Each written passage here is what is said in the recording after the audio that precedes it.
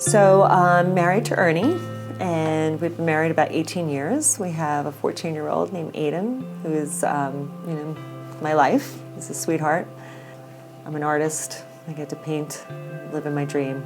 Yeah, I feel very lucky. It's what I've always wanted to do, and I get to do it every day.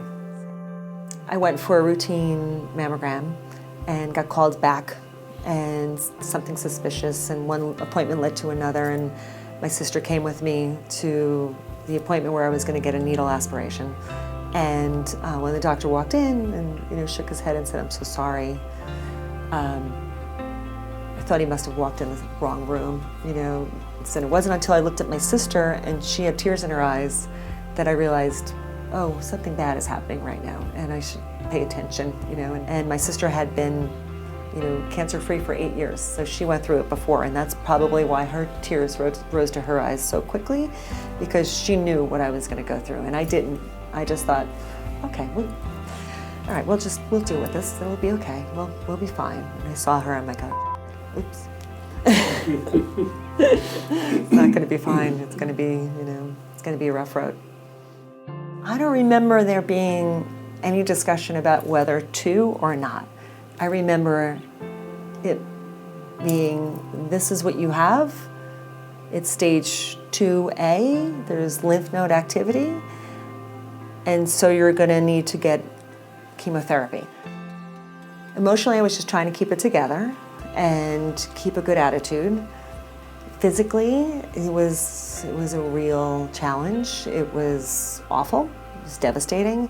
I would, be on the couch for 3 or 4 days after chemo each time. It's those little moments of, how do I deal with not wanting to cry right now because it hurts so much, they keep poking me.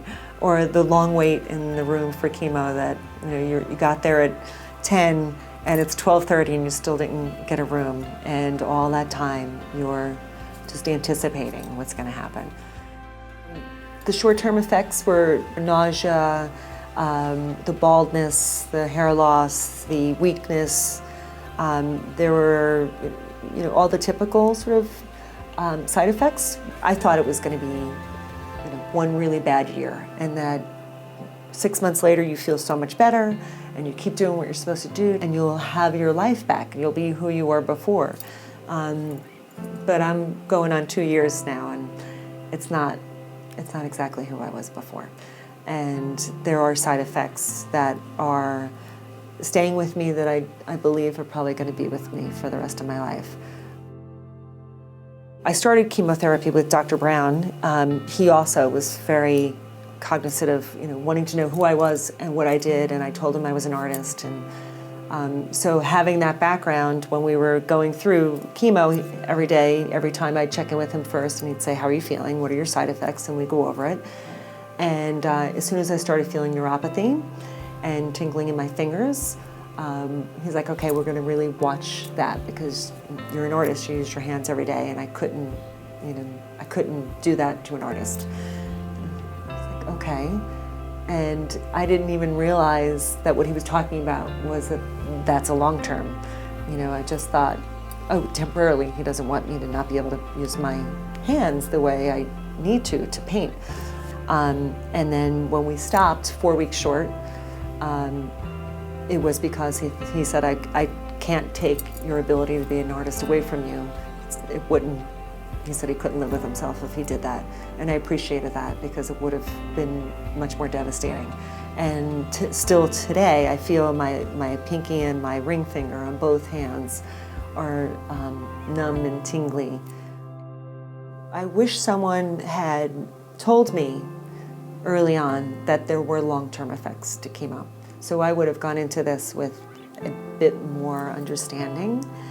I may have made the same decisions. I probably would have, but I would have been aware of the possibility.